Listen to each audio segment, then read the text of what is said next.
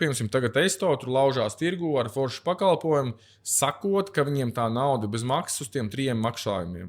Bet tur nekas dzīvē nav bez maksas. Dienas beigās, kad tev beidzās tas termiņš, tā vienkārši ir kredītkarte, kur tu jau esi aizpildījis visus datus, ņemot to naudu bez maksas. Tu jau esi aizpildījis visus datus, jo grūtākais ir, ka ja viņi startā tev iedod to naudu, un pēc tam, kad beidzās termiņš, teikt, tagad tu esi foršs klients, aizpildi vēl mums šo anketu, un tad tu dabūsi kredītkarti.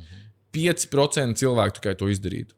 Bet, ja tu sākumā dabūni visus datus no cilvēka, kas tev ir vajadzīgi priekš šīs kredītkartes, jau iedod kredītkartes formā to naudu uz tiem 3 maksājumiem, viņš viņus samaksā, un tad saka, mēs tev paturam to pašu limitu, jo tu esi foršs klients, un tā kā 95% piekritīs. Vienkārši tev jāsaprot, ko tu gribi, lai tas ir beigās, un tad sākumā, dodot bez maksas, tu klientam tā kā jau iedod to produktu.